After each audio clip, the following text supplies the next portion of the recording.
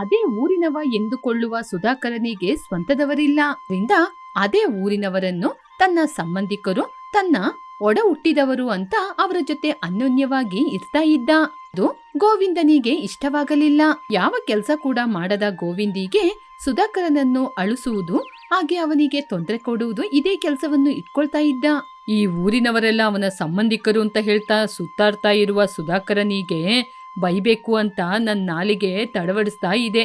ಇವನು ಯಾರ ಮನೆಯಲ್ಲಿ ಕೂತ್ಕೊಂಡು ಅನ್ನ ತಿಂತಾ ಇದ್ದಾನೋ ಹಾಗೆ ಅಂತ ಮನ್ಸೊಳಗೆ ಆಲೋಚನೆ ಮಾಡ್ತಾ ಇರುವಾಗ ಸುಧಾಕರ ಹೊಲದ ಕೆಲ್ಸಕ್ಕೆ ಅಂತ ಕೈಯಲ್ಲಿ ನೇಗಿಲನ್ನು ತೆಗೆದುಕೊಂಡು ಹೊರಟಿದ್ದ. ಅವನನ್ನು ನೋಡಿದ ತಕ್ಷಣ ಗೋವಿಂದನಿಗೆ ತುಂಬಾನೇ ಸಂತೋಷವಾಯಿತು. ಹಾರಿ ಹೋದ ಗಾಳಿಪಟ ಮತ್ತೆ ತನ್ನ ಬಳಿ ಬಂದಿದೆ ಅಂತ, ಸುಧಾಕರ ಬಾ ಇಲ್ಲಿಗೆ ಹಾಗೆ ಅಂತ ಗೋವಿಂದು ಕರೆದ ತಕ್ಷಣ ಸುಧಾಕರ್ ಆ ಧ್ವನಿಯನ್ನು ಕೇಳಿ ಅವನನ್ನು ನೋಡಿದ. ಅಯ್ಯೋ ದೇವ್ರೇ, ಇವಾಗ ತಾನೆ ಈ ಊರಿನ ಗೋವಿಂದಣ್ಣನ ಕೈಯಿಂದ ನನ್ನ ತಪ್ಸಿದ್ರೆ, ಅಯ್ಯೋ ಈಶ್ವರ, ನಿಮಗೆ 10 ಬಿಂದಿಗೆ ಹಾಲಿನ ಅಭಿಷೇಕ ಮಾಡ್ತೀನಿ ಅಂತ ಬೇಡ್ಕೊಂಡೆ. ಅಷ್ಟರಲ್ಲಿ ಅವರ ಕೈಗೆ ಸಿಕ್ಸ್ಬಿಟ್ರಿ ನನ್ನನ್ನು. ಇನ್ನು ನನ್ನ ಕೈಯಿಂದ ಅಭಿಷೇಕ ಮಾಡಿಸಿಕೊಳ್ಳುವ ಯೋಗ ಇನ್ನು ನಿಮಗೆ ಬಂದಿಲ್ಲ ಅನ್ಸುತ್ತೆ. ಅಯ್ಯೋ ದೇವ್ರೇ, ನನ್ನ ನೀವೇ ಕಾಪಾಡಬೇಕು ಹಾಗೆ ಅಂದುಕೊಂಡು ಗೋವಿಂದನ ಬಳಿ ಬಂದ. ಅಣ್ಣ ಹೇಳಿ ಅಣ್ಣ, ಏನ್ ಕರೆದ್ರಿ? ಎಲ್ಲಿಗೋ ಹೊರಟಿದ್ದೀಯಾ ನೇಗಿಲ್ ತಗೊಂಡು? ಸಿದ್ದಯ್ಯ ದೊಡ್ಡಪ್ಪನ ಹೊಲಕ್ಕೆ ಕೆಲಸ ಮಾಡ್ಲಿಕ್ಕೆ. ಏನು, ಸಿದ್ದಯ್ಯ ದೊಡ್ಡಪ್ಪನ? ಹೌದು, ಸಿದ್ದಯ್ಯ ದೊಡ್ಡಪ್ಪನೇ. ಹುಟ್ಟುವಾಗನೇ ತಂದೆ ತಾಯಿನ ಕಳ್ಕೊಂಡೆ. ನಿನಗೆ ಅಂತ ಯಾರೂ ಇಲ್ಲ, ನೀನೊಬ್ಬ ಅನಾಥ. ಈ ಊರಲ್ಲಿ ಅವ್ರವ್ರ ಮನೆಗೆ ಹೋಗಿ ತಿನ್ಕೊಂಡಿರೋನು. ಆಗಿರೋನಿಗೆ ಸಿದ್ದಯ್ಯ ದೊಡ್ಡಪ್ಪ. ಹೇಗೋ ಅವ್ರು ನಿಂಗೆ ದೊಡ್ಡಪ್ಪ ಆಗ್ತಾರೆ? ಇಲ್ಲಿ ನೋಡಿ ಅಣ್ಣ, ಅದೆಲ್ಲ ನನಗೆ ಏನು ಗೊತ್ತಾಗಲ್ಲ. ನಾನು ಈ ಊರಲ್ಲಿ ಹುಟ್ಟಿದವನು. ನನ್ನ ಸುತ್ತಮುತ್ತ ಇರುವ ನೀವೆಲ್ಲರೇ ನನಗೆ ತಂದೆ ತಾಯಿ, ಅಣ್ಣ ತಮ್ಮ, ಸಂಬಂಧಿಕರು. ಹಾಗಿರುವಾಗ ನಾನು ನಿಮ್ಮನ್ನ ಸ್ವಂತದವರು ಅಂತಾನೆ ಹೇಳೋದು. ಒಂದು ಮನೆಗೆ ನೀನು ಮಗ, ಇನ್ನೊಂದು ಮನೆಗೆ ನೀನು ಚಿಕ್ಕಪ್ಪ, ಇನ್ನೊಂದು ಮನೆಯವರು ನಿನಗೆ ದೊಡ್ಡಪ್ಪ, ಒಂದು ಮನೆಯವರು ನಿನಗೆ ಅಜ್ಜಿ ತಾತ. ಹೀಗೆ ಅಂತ ನೀನು ತಿಳ್ಕೊಂಡಿದ್ಯೇ ಹೊರತು ಊರಿನವರಾಗೇನು ತಿಳ್ಕೊಂಡಿಲ್ಲ. ಅಣ್ಣ ಯಾಕಣ್ಣ ಹಾಗೆಲ್ಲ ಹೇಳ್ತಾ ಇದ್ದೀರಾ? ನೀವು ಅಂದುಕೊಂಡ ಹಾಗೆ ಏನೂ ಇಲ್ಲ. ಈ ಊರಿನವರು ನನ್ನ ಸಂಬಂಧಿಕರು ಅಂತಾನೆ ನೆನೆಸ್ಕೊಂಡು ನನಗೆ ಎಲ್ಲ ನೋಡ್ಕೋತಾ ಇದ್ದಾರೆ. ಹೀಗೆ ನಾನು ಅಂದರೆ ತಮಾಷೆ ಅಲ್ವಾ? ನೀನು ಏನು ಹೇಳಿದ್ರು ನಿನ್ನ ಮಾತು ನಾನು ಕೇಳಲ್ಲ. ಹಾಗಾದ್ರೆ ಬನ್ನಿ, ನಾನು ದೊಡ್ಡಪ್ಪ ಅಂದ್ಕೊಂಡಿರುವ ಸಿದ್ದಯ್ಯ ತಾತನ ಮನೆಗೆ ಹೋಗೋಣ. ಹೀಗೆ ಇಬ್ಬರು ಸೇರಿಕೊಂಡು ನೇಗಿಲಿಗೋಸ್ಕರ ಕಾಯ್ತಾ ಇರುವ ಸಿದ್ದಯ್ಯನ ಬಳಿ ಬಂದ್ರು. ನಡೆದ ವಿಚಾರವನ್ನೆಲ್ಲ ಗೋವಿಂದು ಹೇಳಿದ. ಆಗ ಸಿದ್ದಯ್ಯ ಕೋಪದಿಂದ, ಹೌದು, ನೀನ್ ಹೇಳುವ ಹಾಗೆ ಅವನೊಬ್ಬ ಅನಾಥ. ನಮ್ಮ ಕೆಲಸವನ್ನೆಲ್ಲ ಮಾಡಿಕೊಂಡು ನಮ್ಮ ಮನೆಯಲ್ಲೇ ಸುತ್ತಾಡ್ಕೊಂಡಿರ್ತಾನೆ. ಹಾಗೆ ಅವನೇ ದೊಡ್ಡಪ್ಪ ಅಂತ ಕರಿತಾನೆ. ಸರಿ, ಹೋದ್ರೆ ಹೋಗ್ಲಿ, ಕರೀಲಿ ಅಂತ ಸುಮ್ಮನೆ ಇದ್ದೀವಿ. ಅದನ್ನ ಬಿಟ್ರೆ ಅವನೊಬ್ಬ ಅನಾಥನೇ. ಆ ಮಾತನ್ನು ಕೇಳಿ ಸುಧಾಕರನಿಗೆ ತುಂಬಾನೇ ದುಃಖವಾಯಿತು. ಆವಾಗ ಅವನು, ಅದಲ್ಲ ದೊಡ್ಡಪ್ಪ, ದೊಡ್ಡಪ್ಪ ಅಂತ ಕರೆದ ತಕ್ಷಣ ನೀ ನನಗೆ ಮಗ ಆಗ್ಬಿಡ್ತೀಯಾ? ನನ್ನ ಮಕ್ಳಿಬ್ರು ಪಟ್ಟಣದಲ್ಲಿ ಚೆನ್ನಾಗಿ ಓದ್ತಾ ಇದ್ದಾರೆ. ಇನ್ ಮುಂದೆ ಮನೆ ಕೂಡ ಬರಬೇಡ. ನನ್ನ ಮಕ್ಕಳಲ್ಲಿ ನೀನೆಲ್ಲಿ ಹೋಗು, ಇನ್ ಮುಂದೆ ಮನೆ ಕಡೆ ಕೂಡ ಬರಬೇಡ ಹೇಳಿ ಸಿದ್ದಯ್ಯ ಅವನನ್ನು ಹೊಲದಿಂದ ಈಚೆ ಕಳಿಸ್ಬಿಟ್ಟ. ಪಾಪ ಸುಧಾಕರು ಗೋವಿಂದನ ಜೊತೆ ಸೇರಿ ಊರಿನೊಳಗೆ ಬಂದ. ಇವಾಗ ಏನ್ ಹೇಳ್ತೀಯ ಸುಧಾಕರು? ನನಗೆ ಅಂತ ಕುಟುಂಬ ಇದೆ, ನನ್ನ ಹೆಂಡತಿ, ಮಕ್ಕಳು ಹಾಗೆ ಅಂತ ಹೇಳಿದಾಗ ಅಷ್ಟೊಂದು ದುಃಖದಲ್ಲೂ ಕೂಡ ಸುಧಾಕರ ಹೀಗೆ ಹೇಳಿದ. ಅಣ್ಣ, ಈ ಊರಿನವರೇ ನನ್ನ ಸಂಬಂಧಿಕರು ಹಾಗೆ ಅಂತ ಮತ್ತೆ ಹೇಳಿದಾಗ ಗೋವಿಂದನಿಗೆ ಆ ಮಾತು ಸಹಿಸಲಾಗಲಿಲ್ಲ. ಹೋ, ಇವನಿಗೆ ಇನ್ನೂ ಬುದ್ಧಿಯೇ ಬರ್ಲಿಲ್ವಾ? ಹಾಗೆ ಅಂದುಕೊಂಡು ಊರಿನಲ್ಲಿರುವ ಚಿನ್ನಯ್ಯನ ಬಳಿ ಕರ್ಕೊಂಡೋದ. ಏನೋ ಗೋವಿಂದು, ನನ್ನ ತಮ್ಮ ಸುಧಾಕರ್ನನ್ನು ಕರ್ಕೊಂಡು ಇಲ್ಲಿಗೆ ಬಂದಿದೀಯಾ? ಹಾಗೆ ಅಂತ ಹೇಳಿದಾಗ ಸುಧಾಕರನಿಗೆ ಆ ಮಾತನ್ನು ಕೇಳಿ ಸಂತೋಷವಾಯಿತು. ಅವನು ಗೋವಿಂದನನ್ನು ತುಂಬಾ ಸಂತೋಷದಿಂದ ನೋಡಿದ. ಆಗ ಗೋವಿಂದು ಅದನ್ನು ಸಹಿಸಲಾಗದೆ ಇಲ್ಲದ ಸಲ್ಲದ ಮಾತುಗಳನ್ನು ಚಿನ್ನಯ್ಯನ ಬಳಿ ಹೇಳಿದ. ಅಷ್ಟೇ, ಚಿನ್ನಯ್ಯನಿಗೆ ಕೋಪ ಬಂದು ಸುಧಾಕರನ ಕೆನ್ನೆಗೆ 2 ಏಟೆ ಹೊಡೆದು ಬಿಟ್ಟ. ಏನೋ, ನನ್ ಮನೆಯಲ್ಲಿ ಅವಾಗವಾಗ ಬಂದು ಕೆಲಸ ಮಾಡಿ ಕೊಡ್ತೀಯ ಅಂತ ನಿನ್ಗೆ ಸ್ವಲ್ಪ ತಿನ್ಲಿಕ್ಕೆ ಅನ್ನ ಕೊಟ್ರೆ ನನ್ನ ಹೆಸರು ಹೇಳಿ ಸಾಲ ಮಾಡ್ಕೊಂಡು ತಿಂತೀಯ? ಹಾಗೆ ಅಲ್ಲ ಅಣ್ಣ. ಯಾರೋ ನಿನ್ಗೆ ಅಣ್ಣ, ನಾನ ಅಣ್ಣ? ನಮ್ ತಂದೆ ತಾಯಿಗೆ ನಾನು ಒಬ್ನೇ ಮಗ ಆಗಿರುವಾಗ ನೀನೇ ಆಗೋ ನನ್ನ ತಮ್ಮ ಆಗ್ತೀಯಾ? ಪಾಪ ಅಂತ ಅನ್ನ ಹಾಕಿದ್ರೆ ಅನ್ನ ತಿಂದ ಮನೆಗೇನೆ ಕಣ್ಣ ಹಾಕ್ತೀಯಾ? ಹೋಗೋ ಇಲ್ಲಿಂದ. ಇನ್ ಮುಂದೆ ನನ್ ಮನೆ ಕಡೆ ಯಾವತ್ತೂ ಕೂಡ ಬರ್ಬೇಡ ಹಾಗೆ ಹೇಳಿ ಅಲ್ಲಿಂದ ಕಳಿಸಿಬಿಟ್ಟ. ಅದನ್ನು ನೋಡಿ ಗೋವಿಂದ್ ತುಂಬಾನೇ ಸಂತೋಷಪಟ್ಟ. ಇವಾಗ್ಲಾದ್ರೂ ಅರ್ಥ ಆಯ್ತಾ? ನೀನು ಈ ಊರಿನ ಮನುಷ್ಯ ಮಾತ್ರ, ಆದ್ರೆ ಯಾರಿಗೂ ಸಂಬಂಧಿಕನಲ್ಲ. ಎಲ್ಲರೂ ನಿನ್ನ ಅವರವರ ಅವಸರಕ್ಕೆ ಉಪಯೋಗ ಮಾಡ್ಕೊಂಡು ಆಮೇಲೆ ತಳ್ಳಿ ಇಟ್ಬಿಡ್ತಾರೆ. ಅದೇ ಸಂಬಂಧಿಕರು ಅಂತ ಇದ್ರೆ ಉಂಟಲ್ಲ, ಹಾಗೆ ಅಂತ ಗೋವಿಂದ ಸುಧಾಕರನನ್ನು ನೋಡಿ ಅವನ ಮನಸ್ಸಿಗೆ ಬೇಜಾರಾಗುವ ರೀತಿ ಏನೇನೋ ಹೇಳಿದ. ಅಣ್ಣ, ಆದ್ರೂ ನನಗೆ ಅಂತ ಇರೋರು ಈ ಊರಿನವರೇ. ಹಾಗೆ ಹೇಳಿ ತನ್ನ ಹಳೆಯ ಮನೆಯೊಳಗೆ ಬಂದು ಸೇರಿಕೊಂಡ. 2 ದಿನ ಆದ್ರೂ ಕೂಡ ಅವನು ಹೊರಗೆ ಬರಲಿಲ್ಲ. ಈ ವಿಷಯ ತಿಳಿದು ಆ ಊರಿನವರಾದ ಸಿದ್ದಯ್ಯ ಮತ್ತು ಚಿನ್ನಯ್ಯ ತುಂಬಾನೇ ದುಃಖಪಟ್ರು. ಯಾವಾಗಿಂದಲೋ ತಮಗೆ ಸಹಾಯ ಮಾಡ್ತಾ ಇರುವ ಸುಧಾಕರನನ್ನು ಆ ಗೋವಿಂದನ ಮಾತು ಕೇಳಿ ಏನೇನೋ ಬಾಯಿಗೆ ಬಂದ ರೀತಿ ಬೈದ್ಬಿಟ್ಟು ಅಂತ ಅವರಿಬ್ಬರು ತುಂಬಾನೇ ದುಃಖಪಟ್ರು. ಆನಂತರ ಸುಧಾಕರ್ನನ್ನು ನೋಡೋಣ ಅಂತ ಅವನ ಮನೆಗೆ ಹೊರಟ್ರು. ಈ ಊರಿನವರೆಲ್ಲ ನನ್ನ ಅವರ ಮನೆಯವನು ಅಂತ ತಿಳ್ಕೊಳ್ಳೋದಿದ್ರೆ ಏನು ನನಗೆ? ನಾನ್ ಮಾತ್ರ ಈ ಊರಿನವರನ್ನು ನನ್ನ ಸ್ವಂತದವರು, ನನ್ನ ಸಂಬಂಧಿಕರು ಅಂತ ತಿಳ್ಕೊತೀನಿ. ಯಾಕೆ ನಾನು ದುಃಖ ಪಡ್ಬೇಕು? ಯಾಕೆ ಇನ್ನು 2 ದಿನದಿಂದ ನಾನು ಹೊರಗಡೆನೆ ಹೋಗದೆ ಮನೆಯೊಳಗೆ ಇರ್ಬೇಕು? ಹಾಗೆ ಅಂತ ಮನೆಯ ಬಾಗಿಲನ್ನು ತೆರೆದ. ಬಾಗಿಲು ತೆಗೆದು ನೋಡಿದಾಗ ಚಿನ್ನಯ್ಯ ಸಿದ್ದಯ್ಯ ಇಬ್ಬರನ್ನು ನೋಡಿ ಅವನು ತುಂಬಾ ಸಂತೋಷಪಟ್ಟ. ಅವರ ಜೊತೆ ನಾನು ಇನ್ನು ನಾಳೆಯಿಂದ ಕೆಲ್ಸಕ್ಕೆ ಬರ್ತೀನಿ ಅಂತ ಒಪ್ಪಿಕೊಂಡ. ಹೀಗೆ ಸಂತೋಷದಿಂದ ದಿನಗಳು ಕಳೆಯಿತು. ಒಂದು ದಿನ ಸುಬ್ಬಯ್ಯನನ್ನು ಹಾವು ಕಚ್ಚಿಬಿಡ್ತು. ಆವಾಗ ಸುಬ್ಬಯ್ಯ, ಸುಧಾಕರ, ನನ್ನ ಹಾವು ಕಚ್ಚಿಬಿಡ್ತು ಹಾಗೆ ಅಂತ ಜೋರಾಗಿ ಕಿರ್ಚಿದ. ವಿಷಯ ಗೊತ್ತಾದ ನಂತರ ಸುಧಾಕರು ಬೇಗ ಕಾಡಿಗೆ ಹೋಗಿ ಮೂಲಿಕೆ ಔಷಧಿಗಳನ್ನು ತೆಗೆದುಕೊಂಡು ಬಂದು ಔಷಧಿಯನ್ನು ತಯಾರಿಸಿ ಅವರಿಗೆ ಹಾಕಿ, ದೊಡ್ಡಪ್ಪ ನೀವೇನು ಭಯಪಡಬೇಡಿ, ಔಷಧಿ ಹಾಕಿದೀನಿ ಹಾಗೆ ಅಂತ ಹುಲ್ಲಿನ ಮೇಲೆ ಕೂರಿಸಿದ. ಹೀಗೆ ಸಿದ್ದಯ್ಯ ಹಾವಿನ ವಿಷದಿಂದ ತಪ್ಪಿಸಿಕೊಂಡ. ಆಗ ಸಿದ್ದಯ್ಯ ಅವನು ತನ್ನ ಮನಸ್ಸಿನಲ್ಲಿ, ಪಟ್ಟಣದಲ್ಲಿರುವ ನನ್ನ ಮಕ್ಕಳ ಬಗ್ಗೆ ತುಂಬಾ ಹೆಮ್ಮೆಯಿಂದ ಮಾತಾಡದೆ ಕಣೋ, ಆದ್ರೆ ಈ ಊರಲ್ಲಿರುವ ನನ್ನ ಮಗ ನೀನು ಅಂತ ತಿಳ್ಕೊಳ್ಳಿಲ್ಲ. ನನ್ನ ಕ್ಷಮಿಸೋ. ದಿನಿಂದ ನೀನೇ ನನ್ ಮಗ, ನಮ್ಮ ಕುಟುಂಬದಲ್ಲಿ ನೀನು ಒಬ್ಬ ನನ್ನ ಸಣ್ಣ ಮಗ ಹಾಗೆ ಅಂತ ಹೇಳಿದ. ಹೀಗೆ ಸಿದ್ದಯ್ಯ ಸುಧಾಕರನನ್ನು ಕರೆದುಕೊಂಡು ತನ್ನ ಮನೆಗೆ ಕರ್ಕೊಂಡ್ಬಂದ್ರು. ಮನೆಯಲ್ಲಿ ಸಿದ್ದಯ್ಯನ ಹೆಂಡತಿ ಸುಶೀಲಮ್ಮನ ಬಳಿ ನಡೆದ ವಿಚಾರವನ್ನು ಹೇಳಿದಾಗ ಸುಶೀಲಮ್ಮ ಅವನನ್ನು ಪ್ರೀತಿಯಿಂದ ಮಾತನಾಡಿಸಿದ್ರು. ಅವರನ್ನು ನೋಡಿ ಸುಧಾಕರ್ ತುಂಬಾನೇ ಸಂತೋಷಪಟ್ಟ. ಅದೇ ದಿನ ರಾತ್ರಿ ಗೋವಿಂದನ ಹೆಂಡತಿಗೆ ಹೊಟ್ಟೆ ನೋವು ಬಂತು. ಅವನಿಗೆ ಆ ಊರಿನಲ್ಲಿ ಯೋಚನೆಗೆ ಬಂದವರು ಅಂದ್ರೆ ಸುಧಾಕರ. ತಕ್ಷಣ ಬೀಳುವ ಆ ಮಳೆಯಲ್ಲಿ ಸುಧಾಕರ್ನ ಮನೆಗೆ ಬಂದು ಸುಧಾಕರ ಅಂತ ಒಂದೇ ಧ್ವನಿಗೆ ಕರೆದ ತಕ್ಷಣ ಸುಧಾಕರ್ ಹೊರಗಡೆ ಬಂದ. ಅವನ ಹೆಂಡತಿಯಾದ ಸುಕನ್ಯನ ಹೊಟ್ಟೆ ನೋವಿನ ಬಗ್ಗೆ ಹೇಳಿದ. ಇಂದಣ್ಣ, ನೀವು ಮನೆಗೆ ಹೋಗಿ ಅತ್ತಿಗೆಗೆ ಸಹಾಯ ಮಾಡ್ತಾ ಇರಿ, ನಾನು ಹೋಗಿ ಎತ್ತಿನ ಗಾಡಿ ತಗೊಂಡ್ಬರ್ತೀನಿ, ಬೇಗ ಬಾ ತಮ್ಮ ಹಾಗೆ ಅಂತ ಹೇಳಿದಾಗ ಗೋವಿಂದು ಅಲ್ಲಿಂದ ಹೊರಟು ಹೋದ. ಸುಧಾಕರ ಸಿದ್ದಯ್ಯನ ಮನೆಗೆ ಹೋಗಿ ಎತ್ತಿನ ಗಾಡಿಯನ್ನು ಕೇಳಿದ. ನಂತರ ಸುಕನ್ಯನ ಎತ್ತಿನ ಗಾಡಿಯಲ್ಲಿ ಕೂರಿಸಿಕೊಂಡು ಟೌನಲ್ಲಿರುವ ಹಾಸ್ಪಿಟ್ಲಿಗೆ ಕರ್ಕೊಂಡೋದ್ರು.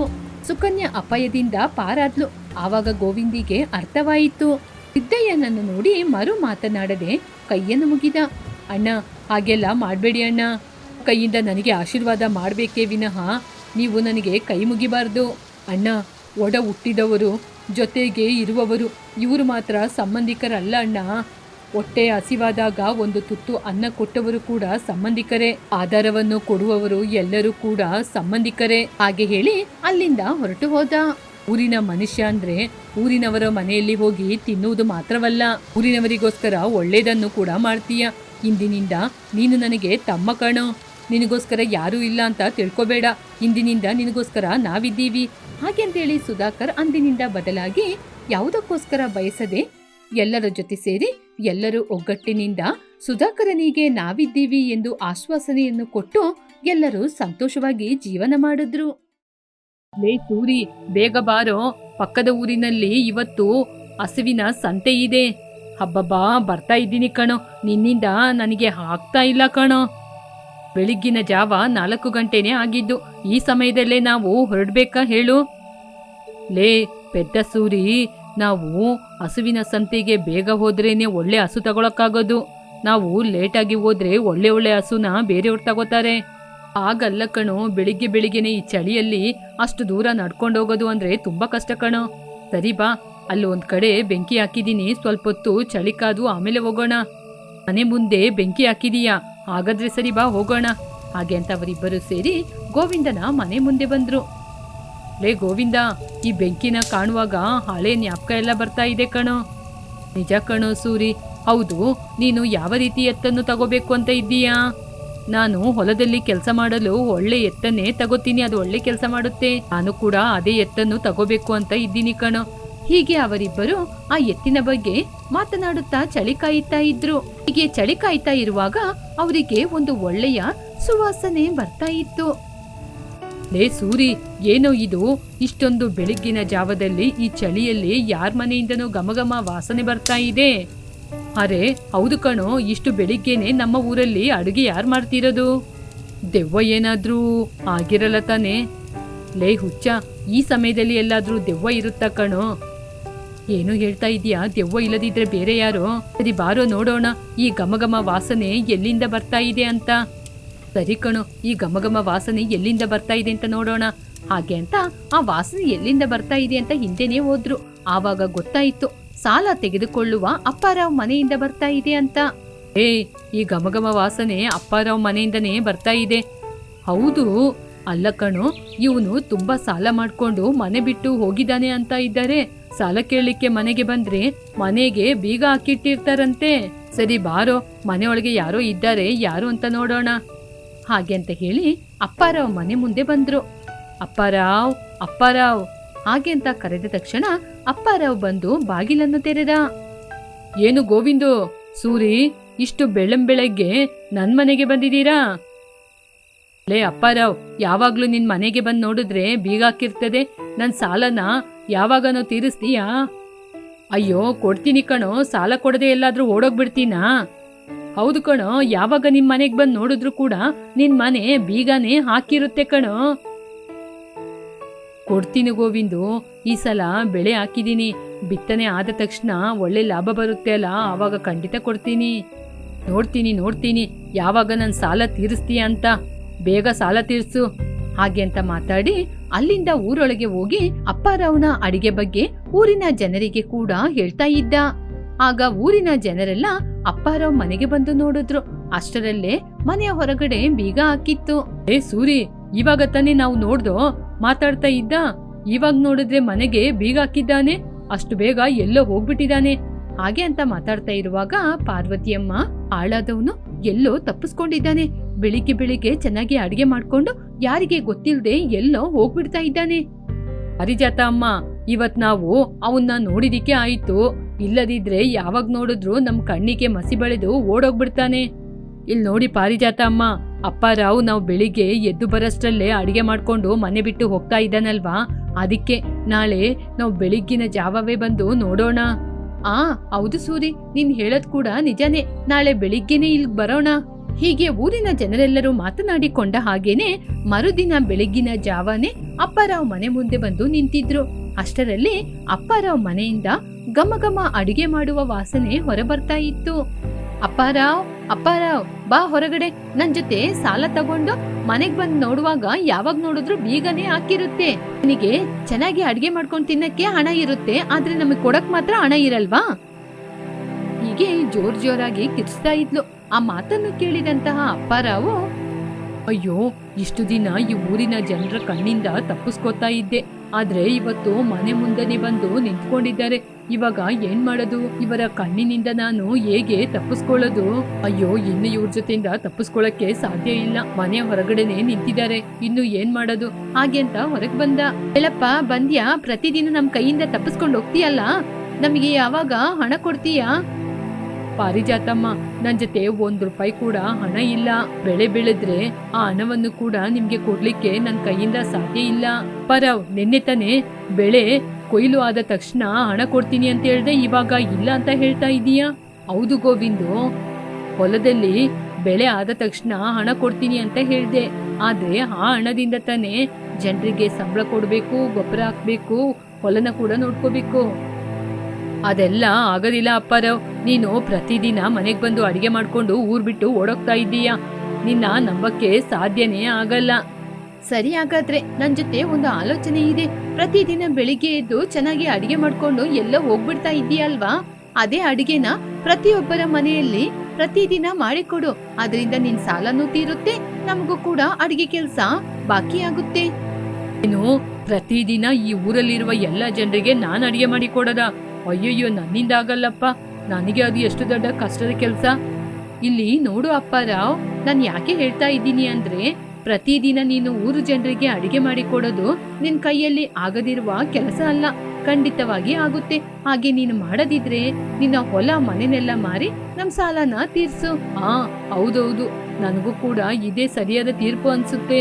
ಹೌದು, ಪ್ರತಿದಿನ ಅಪ್ಪಾರಾವ್ ರುಚಿ ರುಚಿಯಾದ ಅಡಿಗೆ ಮಾಡ್ತಾನೆ. ನಾವು ಕೂಡ ಇನ್ನು ಸ್ವಲ್ಪ ದಿನಕ್ಕೆ ರುಚಿಕರವಾದ ಊಟ ಮಾಡ್ಬೋದು. ಇನ್ನು ನೀನು ಏನು ಆಲೋಚನೆ ಮಾಡ್ಬೇಡ. ಪ್ರತಿದಿನ ಈ ಊರಲ್ಲಿರುವ ಜನರಿಗೆ ಅಡಿಗೆ ಮಾಡಿಕೊಡು. ಹೀಗೆ ಮಾಡೋದ್ರಿಂದ ಖಂಡಿತವಾಗಿ ನಿನ್ನ ಸಾಲ ತೀರುತ್ತೆ. ಸರಿ ಸರಿ, ಇನ್ನು ಪ್ರತಿದಿನ ಅಡಿಗೆ ಮಾಡಿ ಎಲ್ಲರಿಗೂ ಕೊಡ್ತೀನಿ. ನನ್ನ ಸಾಲನ ನಾನು ತೀರಿಸ್ತೀನಿ. ಸರಿ ಸರಿ, ಎಲ್ಲಾದ್ರೂ ನಮ್ಮ ಕಣ್ಣು ತಪ್ಪಿಸ್ಕೋಬೇಕು ಅಂತ ಬೆಳಿಗ್ಗಿನ ಜಾವನೇ ಅಡಿಗೆ ಮಾಡ್ಕೊಂಡು ಎಲ್ಲಾದ್ರೂ ಹೊರಟೋದ್ರೆ ಆಮೇಲೆ ನಮ್ಮ ಕೈಯಿಂದ ಕಠಿಣವಾದ ಶಿಕ್ಷೆ ಇರುತ್ತೆ. ಹಾಗೆ ಹೇಳಿ ಪಾರಿಜಾತ ಅಲ್ಲಿಂದ ಹೊರಟು ಹೋದ್ಲು. ಹೀಗೆ ಎಲ್ಲರೂ ಅವರವರ ಕೆಲಸ ನೋಡ್ಕೊಂಡು ಹೊರಟು ಹೋದ್ರು. ಇನ್ನು ಇವರಿಗೆ ಮೋಸ ಮಾಡಿ ನನ್ನ ಮನೆನ ಬೀಗ ಹಾಕೊಂಡು ಹೋಗೋದು ತುಂಬಾನೇ ಕಷ್ಟ. ಹೇಗೋ ನನ್ನ ಕುತ್ತಿಗೆಯಲ್ಲಿ ಒಂದು ಚೈನ್ ಇದೆ, ಅದನ್ನ ಮಾರಿ ಆ ಹಣದಲ್ಲಿ ಇವರಿಗೆ ಅಡಿಗೆ ಮಾಡಿ ಹಾಕ್ತೀನಿ. ಇನ್ನು ತರಕಾರಿಗೆ ನಾನು ಕಷ್ಟಪಟ್ಟು ಕೆಲ್ಸಕ್ಕೆ ಹೋಗಿ ಆ ಹಣವನ್ನು ತಂದು ಅಡಿಗೆ ಮಾಡಿ ಕೊಡ್ತೀನಿ. ಹಾಗಾದ್ರೂ ಕಷ್ಟಪಟ್ಟು ಕೆಲ್ಸಕ್ಕೆ ಹೋಗಿ ಹಣನ ಸಂಪಾದನೆ ಮಾಡಬೇಕು. ಹಾಗೆ ಅಂತ ಹೇಳಿ ಅಪ್ಪಾರಾವ್ ಅಂದಿನಿಂದಾನೇ ಊರಿನ ಜನರಿಗೆ ವಿಧ ವಿಧವಾದ ಅಡಿಗೆಯನ್ನು ಮಾಡಿ ಕೊಡ್ತಾ ಇದ್ದ. ಹೀಗೆ ಸ್ವಲ್ಪ ದಿನದಲ್ಲೇ ಅಪ್ಪಾರಾವ್ ಊರಿನ ಜನರ ಸಾಲವನ್ನೆಲ್ಲ ತೀರಿಸಿದ. ಹೀಗಿರುವಾಗ ಪಾರಿಜಾತ ನೋಡ್ದ, ಕಷ್ಟಪಡದೆ ಕಷ್ಟದಿಂದ ತಪ್ಪಿಸ್ಕೋಬೇಕು ಅಂತ ಆಲೋಚನೆ ಮಾಡಿದ್ರೆ ಇವತ್ತು ನಿನ್ ಸಾಲ ತೀರ್ತಾ ಇತ್ತಾ? ಇವಾಗ ನೋಡ್ದ, ಎಷ್ಟೊಂದು ಕಷ್ಟಪಟ್ಟು ಕೆಲಸ ಮಾಡಿ ಎಲ್ಲರ ಸಾಲವನ್ನು ತೀರ್ಸಿದೀಯಾ? ಇಲ್ಲಿ ನೋಡು ಅಪ್ಪಾರಾವ್, ಕಷ್ಟಪಟ್ಟು ಕೆಲಸ ಮಾಡಿದ್ರೆ ಖಂಡಿತವಾಗಿ ಫಲ ಸಿಗುತ್ತೆ. ಇವಾಗ್ಲಾದ್ರೂ ಇನ್ ಮುಂದೆ ಕಷ್ಟಪಟ್ಟು ಕೆಲಸ ಮಾಡು. ನಿಜನೇ ಪಾರಿಜಾತ, ಈ ಚಳಿಗಾಲದಲ್ಲಿ ಅಪ್ಪಾರಾವ್ ಅಡಿಗೆನ ನಮ್ಮ ಊರಿನ ಜನರು ತುಂಬಾ ಸಂತೋಷದಿಂದ ಊಟ ಮಾಡಿದ್ರು. ನನಗೆ ನನ್ನ ತಪ್ಪಿನ ಅರಿವಾಯಿತು. ಇಷ್ಟು ದಿನ ನಿಮ್ಮ ಕೈಯಲ್ಲಿ ಮೋಸ ಮಾಡಿ ಹಣ ತಗೊಂಡು ನಿಮಗೆ ಪ್ರತಿದಿನ ನಾನು ಸಾಲದ ಬಗ್ಗೆ ಆಲೋಚನೆ ಮಾಡದೆ ಸಾಲದ ಮೇಲೆ ಸಾಲ ಮಾಡ್ತಿದ್ದೆ. ನಾನು ಸಾಲದ ಮೇಲೆ ಸಾಲ ಮಾಡ್ಕೊಂಡೇ ಹೋದೆ.